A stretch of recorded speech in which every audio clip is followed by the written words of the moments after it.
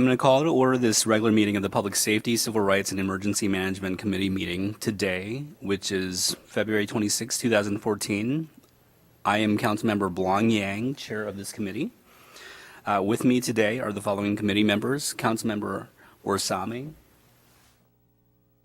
Council President Johnson, Hi. Councilmember Gordon, Councilmember Palmisano, and Councilmember Reich. We have all 6 members, so we definitely have a quorum now. On today's agenda, we have 5 items on the consent agenda, and we have 2 items for discussion. I'm going to read out just really quickly just the consent piece and just the header pieces on there. First one is the Charter Department head reappointments.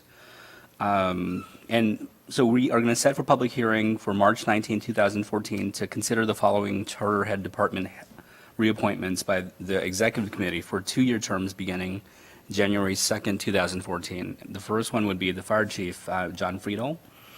And the second is the Director of Civil Rights, Velma Corbet.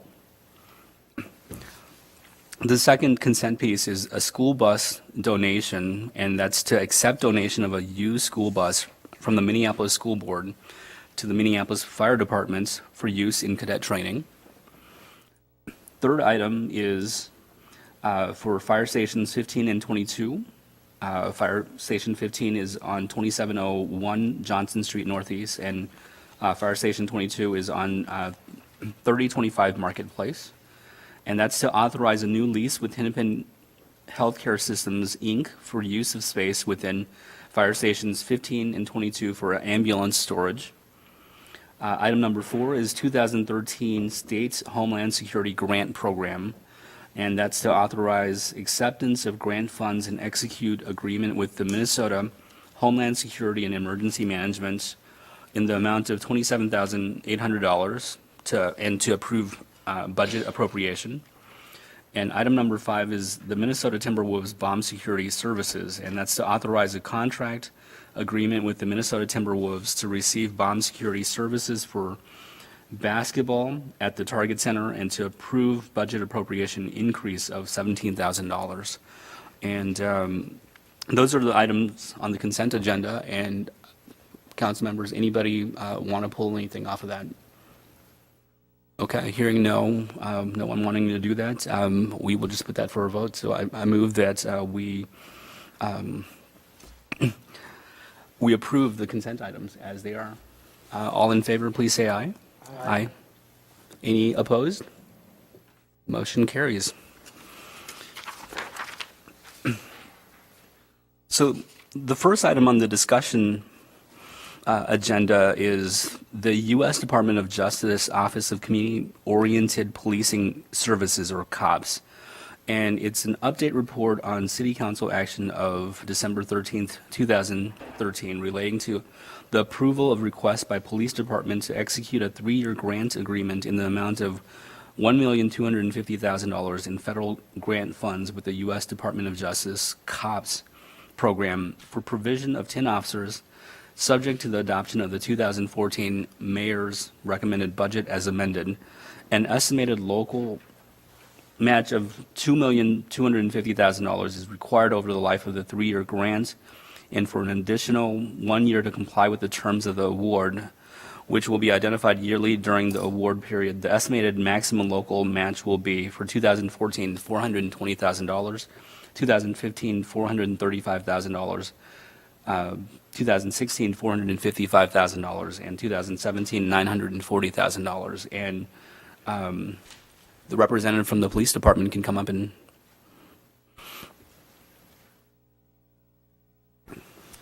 Mr. Chair, council members, thank you very much for having me here today. My name is Robin McPherson. I'm the finance director for the police department. Just a quick update on the COPS hiring grant. We did accept the grant as of 12/31. The paperwork has all been returned from the federal agency, and we are moving forward. Because of our hiring status right now, we haven't brought new recruits in. These people have to be sworn for them to count towards the hiring grant. Because we haven't brought any in, the grant has not actually officially started, and I don't anticipate that start date to be until August of this year. At that point in time, or probably a couple months before that, so the end of the second quarter to the beginning of the third quarter, we will be coming in front of your committee as well as Ways and Means, and City Council to ask for an additional allocation to cover our portion of the grant match, because it will not be for a full year. Of course, it will not be for the full $420,000. Are there any questions? Thank you. Committee members, anybody with any questions? Councilmember Johnson? Thank you, Mr. Chair. And Ms. McPherson, so why couldn't we do this quicker? As far as the hiring, because they actually have to be sworn officers to count towards the COPS hiring grant. And as you know, the hiring process, there is a process to go through. And that includes both the hiring and also the background check and everything else. So the cadets, once they're sworn, we have cadets starting next month.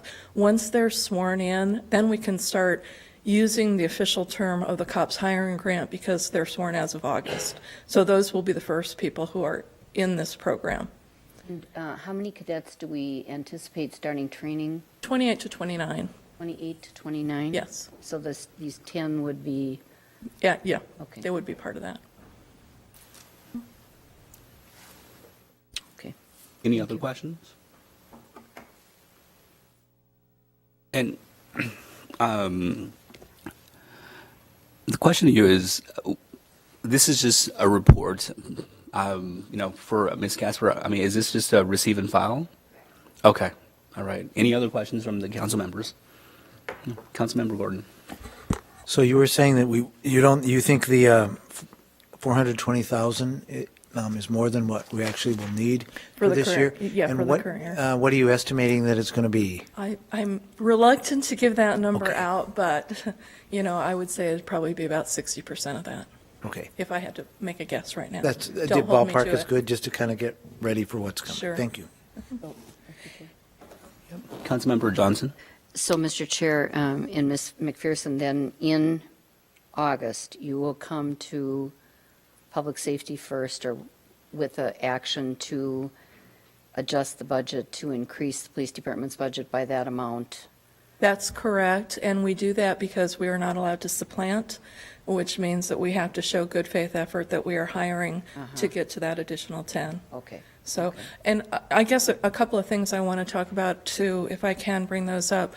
From a standpoint of the 2013 budget, in September of last year, the City Council approved an additional $400,000 into our budget because of some overages in fleet primarily. That money is going to be available for rollover. Our understanding from City Finance, I've been working with Sandy Christensen, is that money is rollover money, is not allocation money. So just so you know, we are not going to be asking for that rollover money for this purpose. And that's because we've been told by City Finance it's really two separate activities. Just one more question. So when, if we have these bodies available, when would the program start then? Because it is a particularly tailored program, outreach to communities that are experiencing gun violence and so on and so forth. So I assume we're probably not going to have the rookies or those folks doing that work. So No. So can we start training people ahead of the hiring? That's really an operational question. I'm uncomfortable answering that question. Well, would you mind bringing that back? Absolutely, I can do that. I will tell you that when we do the COPS hiring grant, we don't need to identify it's not this person. Right. It's not identified to that manner. It's identified in quantity. So while those cadets are fulfilling the terms of the new hires, they're not necessarily fulfilling the terms of the agreement work.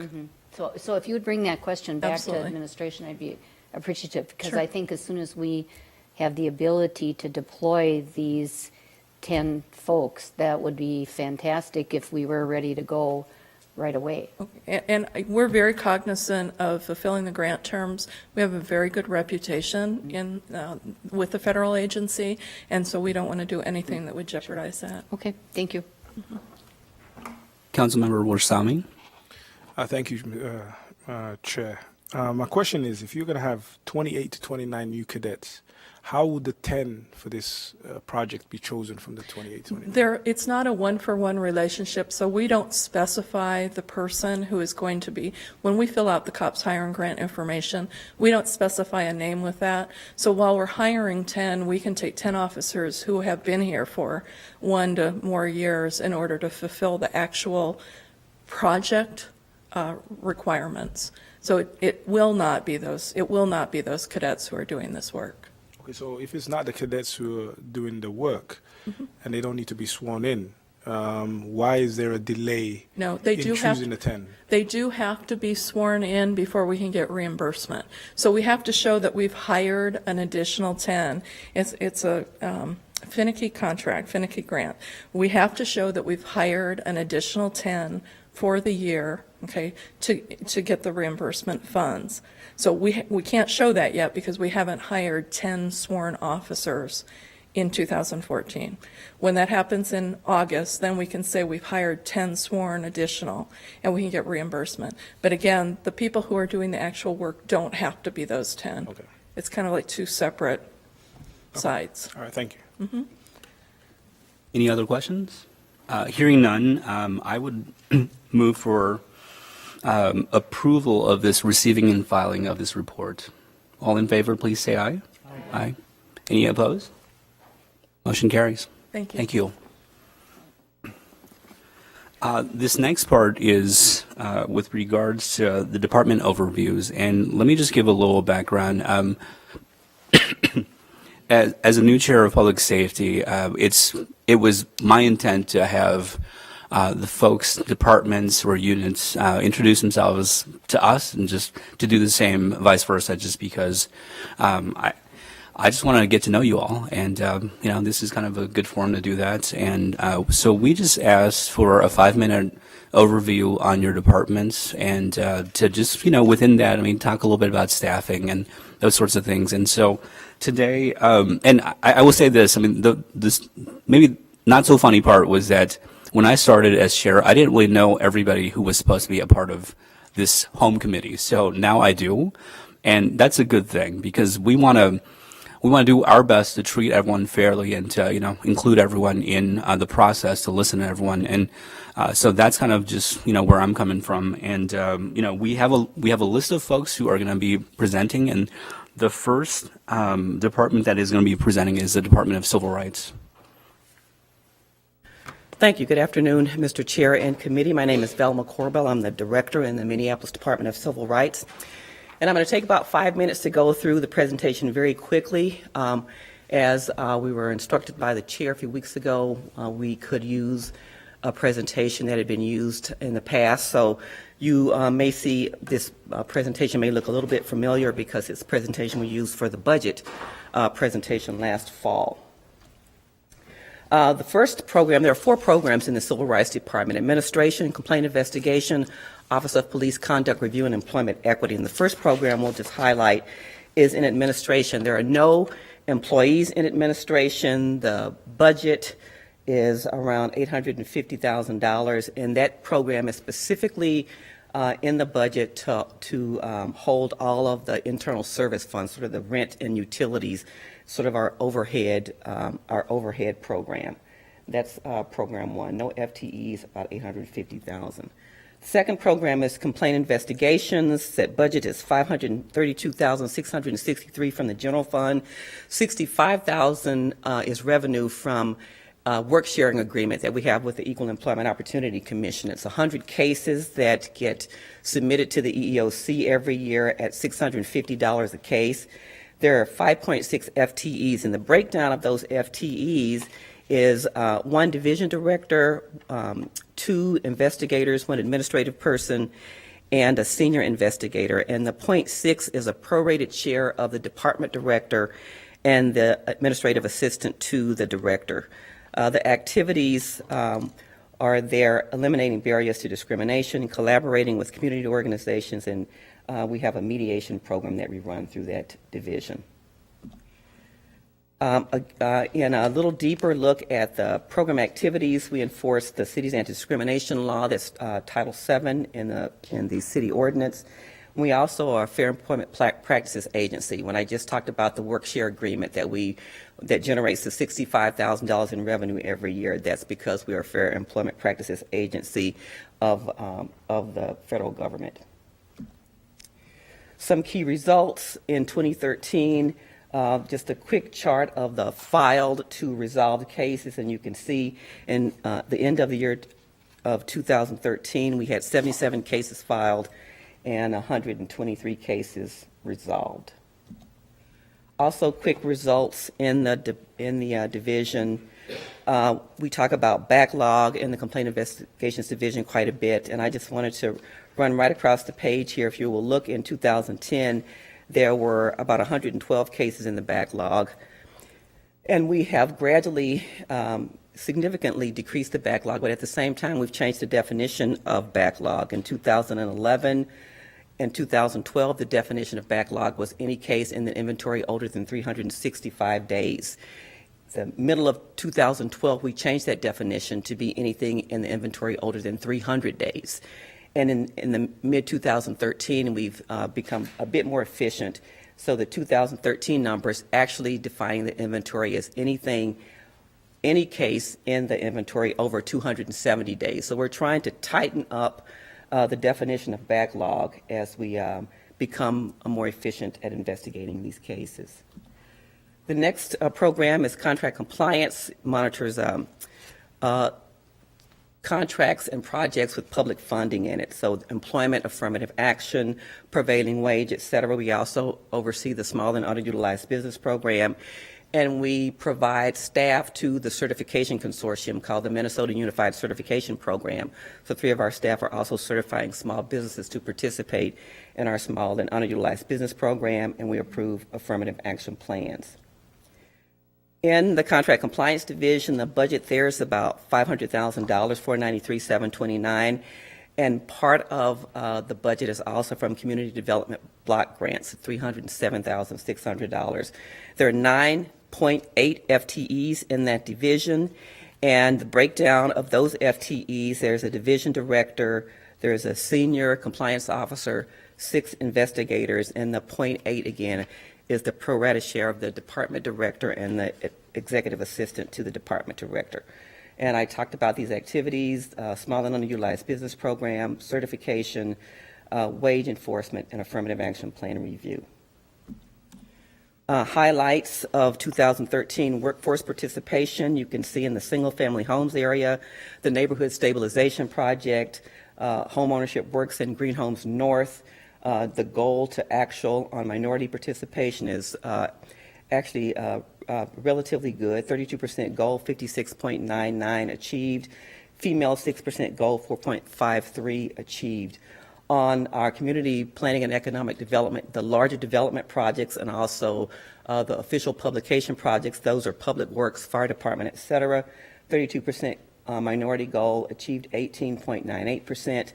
Female goal still 6%, achieved 5.26%. Director Corbett, your 5 minutes is up. Okay, well, I can stop talking. Please, any questions from the council members? All right, we'll move to the next one. Oh, Councilmember Gordon, sorry. And I just wanted to point out that the PowerPoint has been provided and it's available online, so there's a lot more valuable information there, and I appreciate that.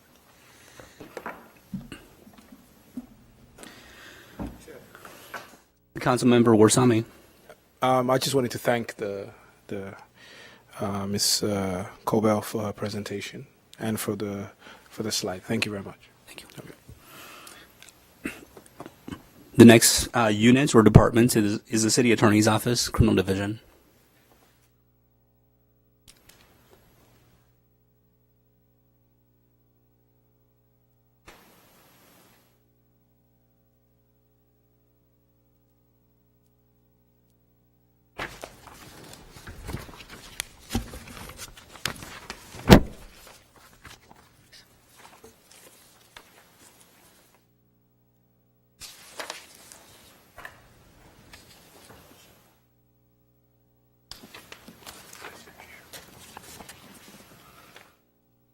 Good afternoon, Mr. Chair and members of the committee, and thanks for inviting us here.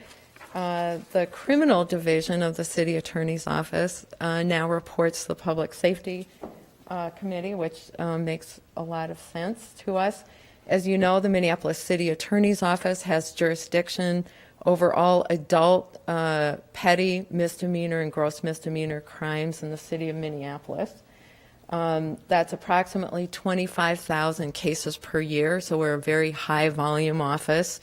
Variety of offenses, some we put more time and attention into, such as domestic assault or DWI cases. But we're also responsible for traffic tickets occasionally when people contest those. And we do play a role in collections. I think in 2012 there's about $5.5 million collected by the city in court fines and fees. And so we play an important role in that. We divide our criminal division work into community prosecution, our domestic assault work, and then our general prosecution teams. I'm going to get out my watch here so I can time myself. 1:57. Stay within our time limits. Staffing, we have 53 FTEs, and I've given you a little breakdown here of how those are broken out. And the 2014 budget, we were given some additional funding flexibility so that we were able to add 1 FTE. So we now have 5 victim witness assistants instead of 4. Between 2009 and 2013, with budget pressures, quite significant in the city, we did eliminate 2 supervisor positions and 5 additional positions. So we've now gained back 1, but we're still operating down 2 supervisors. This is briefly how the attorneys are broken down. 16 are engaged in prosecution work. We've got our 5 community attorneys who are housed, 1 in each of the 5 precincts. They do help staff some of the calendars, but their prime role is not to prosecute cases. So the 25,000 cases really falls on those 16 prosecutors. We have 1 downtown 100 prosecutor devotes full time to that initiative. And then the deputy and 3 supervising attorneys. And I just want to introduce them to you here because they're just awesome. And Lisa Godin, Tim Richards, and Michelle Jacobson. And then we've got Nnamdi Okoronkwo, who is our 4th Precinct community attorney, who is here as well. They just do excellent work, and I'm so pleased with what they've been able to achieve. Community prosecution work, I'm going to skip over, and actually I would like at some point to be able to schedule a presentation back to talk about our community prosecution efforts and what we've been able to achieve there. When I started, we had 0 probation officers providing active supervision for our chronic offenders. We went from 1 with the Downtown 100 program, funded in part by a grant from the DID. We went up to 2 last year for our citywide 200, and now we are going to be adding a 3rd, in part funded from our budget and in part funded by the county, and we've just been getting great results there. But I won't go into that now. We now have approximately 10 court watch groups spread throughout the city, and I encourage all of you to attend, groups in your ward from time to time. There, it's amazing how the level of neighborhood support and neighborhood engagement in solving public safety issues in people's own neighborhoods, and I just really respect members of the community for doing that. We also work with the problem-solving courts at Hennepin County District Court, and that's been really important, and we've increased our numbers there since I've been city attorney quite significantly. Downtown 100 is a chronic livability offender initiative we started a few years back, and we've just gotten phenomenal results from that. With our 2013 results, we got an 80% reduction in new offenses within the 1st precinct, and citywide there was also a reduction. So we're not just displacing crime outside of the downtown precinct. And this new initiative that really focuses on 18 to 24-year-olds, trying to help these young people who have fallen through a whole bunch of other cracks to try to help them turn their lives around. we've gotten a 77% reduction, and we've gotten housing for over half of this group of chronic offenders, and about 70% of them are homeless, as well as making sure that they're connected with other services. And again, we'll be expanding this initiative in 2014. Ms. Siegel, your time is up. Time is up. We've gotten all kinds of community prosecution awards, just flipping through here. We work a lot with diversion programs, restorative justice, et cetera, and I can go into more details there. And then the last few slides deal with the outstanding work of our domestic assault team. And two, if I can have your patience for one more minute, I just want to brag about the work of our general trial teams, because they do the bulk of our casework. And since I've been city attorney, we've increased the number of cases taken through trial fourfold. There were 30 in my first year with about a 50% conviction rate. 2013, we had 120 cases taken through trial with a 72% conviction rate. And I just give a lot of credit to our prosecutors, our victim witness assistants, our paralegals, and our criminal supervisors here too, because it's been very conscientious work. And thank you for allowing me an extra minute. Council members, anyone with any questions? Councilmember Warsame. I just again wanted to thank you, Susan. Thank you for your presentation. Thank you so much, Councilmember Chair Yang and Councilmember Warsame. Anyone else? One Okay. question. Yes. Thank you, President Mr. Chair. Johnson. Ms. Siegel, under the problem-solving courts, what is the gift calendar? Mr. Chair and Councilmember Johnson, it's a calendar that our office was involved in helping to create and design. It stands for Gaining Independence for Females in Transition, and it's a special calendar for prostituted women. There are dedicated probation officers. That's one of the few areas, aside from our chronic livability offenders, where we've gotten probation help and domestic assault, but most of our cases we do not get active probation supervision, but this is one area where we do. And it's a specialized court calendar, really with a strong treatment-oriented approach, where we really try to help these women who have multiple issues with drug addiction and this and that and the next thing, really, try to help them turn their lives around in a very treatment, service oriented approach. And we've just had some amazing success. I mean, we have people coming back again and again too, but we've just had some amazing success. And we work with Artika Roller at Pride is a resource for that court also. Could you repeat that acronym real quick? GIFT, and it's Gaining Independence for Females in Transition. And it's just been a great program. All right. Any other questions? All right. Next is the fire department. Thank you very much. Thank you.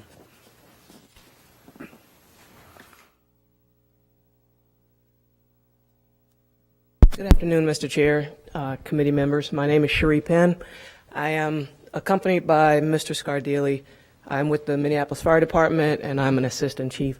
We're appearing today on behalf of Chief Friedel, who is on vacation today. We are going to break our presentation down into two different segments. Mr. Scardilli will give you a brief overview of our budget, where we're currently situated, and I will close it out with our workforce, and then answer any questions that you might have.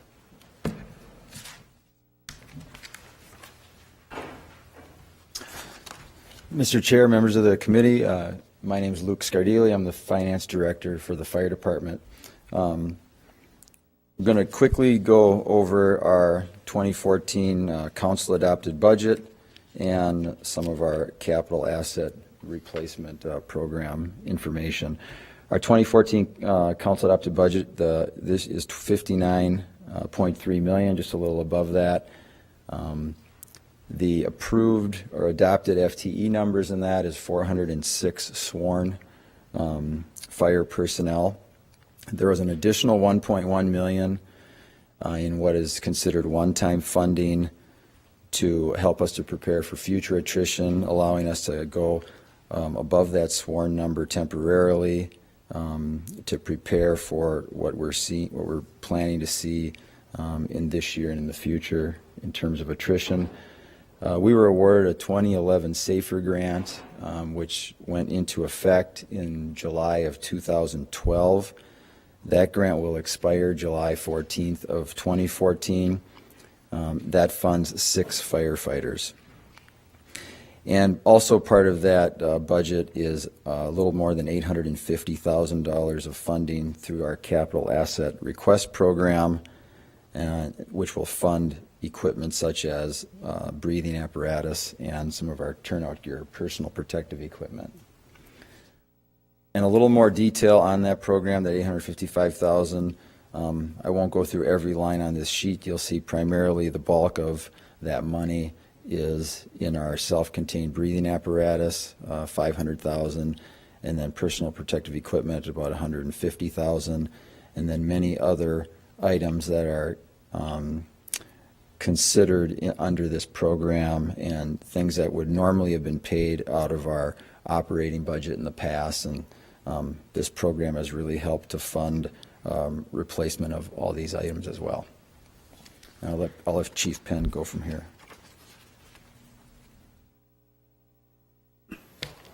Our workforce is we're currently staffed at 388 sworn FTEs. So far this year, we haven't experienced any attrition. We haven't had anyone retire. The third bullet point on this slide, we actually have a visual for on the next slide. It'll give you kind of a better idea where we sit. But as this bullet point indicates, currently we have, by 2018, we have 28% of our workforce that can retire. By 2023, that will jump to over half of our workforce that can leave the department that's eligible to leave. And we are currently in the process of putting together a list, hiring group for our next cadet class. That's in process at this time. And as I stated before, the third bullet point that was on the previous screen, this gives you an indication out to the year 2023 of how dramatic an increase there is on personnel, our sworn firefighters, that we could lose between now and 2023. The red bar, it indicates what we're currently at, and it cumulatively, the bar that accompanies it just adds on to the ones that are eligible, what kind of a predicament we may be in as far as staffing goes if we do have people that choose to leave. And as a reminder, there are some significant changes coming this year to PERA, and so it's unknown as to how that might impact us and how many people will choose to go this year, midway through the year, with those coming into effect in July of 2014. That concludes our presentation, and we'll be glad to take any questions that you might have. Council members, any questions? I have a question. So, fire department's at 388, and it's budgeted for 406. How are we going to get to 406, or how are we going to get to more at this point? Mr. Chair, very good question. And it goes back to my point that I made. We're currently putting together a list. We've sent out letters to almost 30 individuals. We are actually taking those individuals down through the hiring process to put a cadet class on. It is Chief Friedel's goal to put that class on to start on March the 31st. And it's unknown right now how many will actually make it through the entire process, the background checks, the physical, and everything that we put them through. But we are in the process of trying to make our way to that budgeted number. Okay, and how long is the process? The hiring process, or to bring an actual class on, is when we send out both. condition. Okay. Yeah. Actually, we started the hiring process, Mr. Chair, last January, and we are just getting to the point where we've been able to send out conditional job offers. So it takes us about a year. It's a very time demanding. It takes a long process of testing, reading tests, physical tests, and a number of different steps that these potential cadets have to go through. So that, and we just sent out letters in January notifying these potential candidates that we were interested in them and that they would be moving on to the next step. So a year in an application process, give or take. The actual process to get them on in the seats for rookie class on March 31st, it takes about 2 months. We have to go through background checks, there's psychological exams, there's physical requirements, and it takes time for that to all come out and play out for us to get to our ultimate goal of having them on March 31st. Okay. And, with regards to this MFD retirement timeline, so we have a timeline up until 2013 or 2023. I mean, do we have a plan that takes into account all of that stuff too? Yes, Mr. Chair. What that plan is based on our conversations with Chief Friedel. It's trying to get us back to utilizing bell curve staffing. And if you just imagine the shape of the bell, if we could, in some occasions, go slightly above what is budgeted out, which we're budgeted at, as Mr. Scardilli said, at the 406. Bell curve staffing, if we can go above that to give us some cushion in case we do incur some spikes in attrition, unexpected spikes for that matter, that gives us a little leeway to play with in order to get another class on, because it does take so long for us to get them hired and through the process. So bell curve staffing is what we're really trying to get back to, a traditional method of balancing us out. Okay. Any other questions? All right. Thank you. You're welcome. Next is the police department.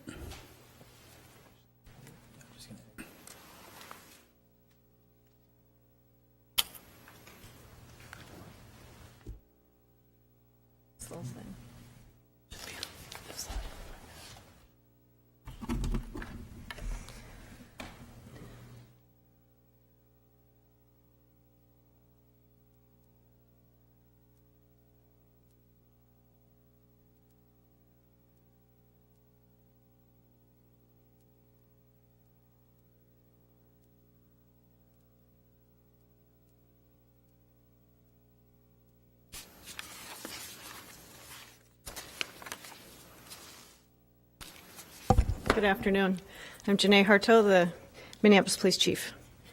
I'm going to just start out with just kind of a quick overview and then have Robin go into a little bit of our staffing. MPD 2.0 was introduced in 2013, and I know that I've gone over that individually with all of you to really discuss what that is, and that is us becoming a values-driven department with our 3 goals being improving public safety, public trust, and employee engagement morale. Having said that, part of that is increasing our professionalism and performance management. So one of the things we've done is created a leadership and organizational development division. And because we're like many departments in the city, including the fire department, where we are looking at a lot of attrition, we also have a lot of opportunity to be looking at our next generation of police officers. And so our priorities right now are not only managing attrition, but succession planning and ensuring that we have a multicultural recruitment team to ensure that we diversify our police department.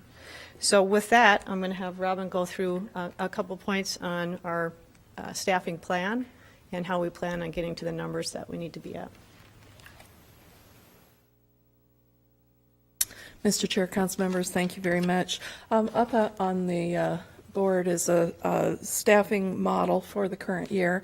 And of course, this is a work in progress because every time we have an attrition rate change, obviously these numbers will change.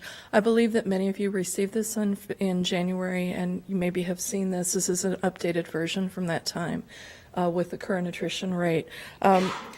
Right now, we're approximately at 821 sworn FTEs.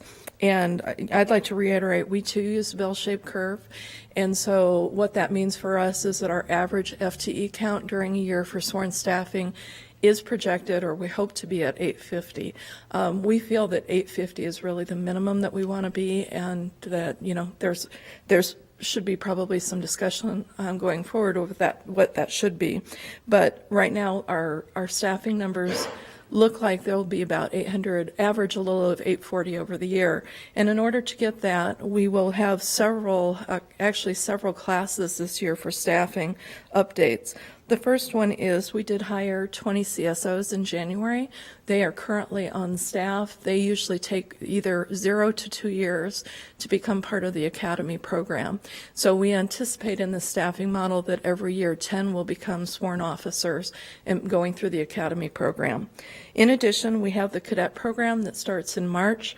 We anticipate right now that we will have approximately 28 to 29 people. Again, that starts, I believe, next week or the week after, so that's coming up. That is a very good program for us. We are very much more able to identify with the community with the cadet program. So we're very excited. We haven't had a cadet program for quite a few years.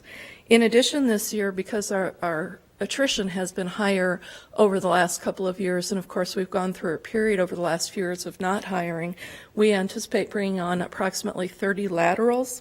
Those people will come on probably in September.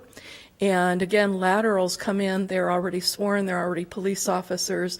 We do have obviously certain requirements, and they do have to go through a shortened academy within the police department here. And then the last program that we have scheduled for this year is 25 recruits that will come in October. And again, those people will have some minimum post requirements, but they have to go through the academy process. So again, we anticipate them coming on as sworn in October.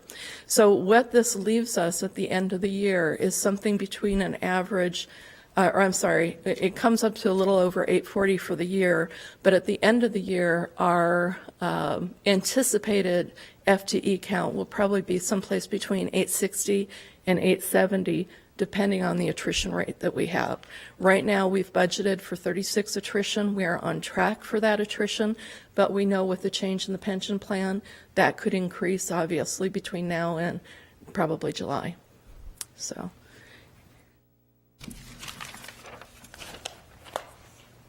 Also included on here is just the hiring process, and I know that gets confusing and it's a challenge for us to look at, but we really look at between 65 and 83 weeks from beginning to end before we actually have officers on the street. One of the other things that we can't always predict is people fail backgrounds, they fail medical, and we want to hire people, frankly, that deserve to wear the Minneapolis uniform. And so there are times during the process that we will find out that that's not the case, but I would much rather that we know that now than later. So we're very cognizant of that as well. Let's see. Any questions more on staffing? You got another minute, but we can certainly go to the question piece. I just want to go through, these are some initiatives we had mentioned at the last budget address. There's a lot of things that we're doing. We've got the body camera pilot coming out probably in May. We have work groups to really discuss, what's the legal ramifications, how much do we really have to have budgeted to do this. I've sent you all emails on some of our other projects with the OJP coming in to validate our current processes, do some gap analysis on policies and procedures. We are doing cultural competency training with doing fair and impartial, which starts March 19th and 20th. Eventually, all the police department will have that training. It's not just the police department. We have also extended invitations to some of you and to our community partners on the training so that people understand exactly what it is and what it isn't. So your time is up. All right. Questions? Council members, any questions? Councilmember Johnson, President Johnson. Thank you, Mr. Chair. And Chief, do we, on the cadet program, that's been a real good tool for us, as Ms. McPherson said. So are they subject to the same civil service hiring rules in the cadet program as we are in the recruit program? Yes. Okay. And then how long has it been since we've had lateral hires? I don't remember us doing this. Has that been a while? It's been several years. Has it? Yes. Okay. And so there's a lot of benefits to doing that because it's a quicker process, and we have people who are already tried and tested in other police departments. But we're looking to get the best of those departments to come over and work for the city of Minneapolis. But we're working closely with the Federation and others to be able to do that. So I'm very hopeful. Okay, thank you. Any other questions, council members? No questions. Okay. Right, Thank you thank so you. much. Oh, Councilmember Palmisano, please. Chief Arto, I'm curious with the lateral hires, what is it that's attractive for a lateral hire to come through to work for the Minneapolis Police Department? Can you give me a sense of comparison of pay scale or job responsibilities, or how do we work to attract laterals to us? Mr. Chair, Councilmember Palmasino, you know, most officers don't look for pay. They do look for opportunity. They look for promotional advancement. They look for the type of work they would do, and the city of Minneapolis is very appealing in many fronts. But we do have to have competitive pay. And, you know, right now we stand at about 9 in the state, and, you know, it would be good to have it higher, but I do not think that that's the ultimate reason why somebody would decide to come and work for the Minneapolis Police Department. I'm also working on a marketing and branding campaign because I think we have unnecessarily at times taken some hits, frankly, in the media, and we need to make sure that people understand that this is a open, diverse, thriving department that is filled with professionals, and they're supported by their community. And that would be another draw. Do I want to work somewhere where I'm being supported and can do the work that I want to do and why I became a law enforcement officer? And so we need to make sure that we get that word out there as well. Any other questions? Oh, Councilman President Johnson. Oh, no questions. Thank you very much. Thank you. So seeing that there are no questions, I saw you're moving. Seeing that there are no other questions, I would move for us to receive and file these reports from the 4 departments and or units that presented to us. All in favor, please say aye. Aye. Any opposed? Motion carries. And I do want to just make this one point that there are 2 other departments or units that were supposed to give presentations today, but they were excused from that. And so just want to, note that for the record. We will push them back to some other time in the next month or 2. Okay? Thank you very much. Meeting is adjourned. Thank you.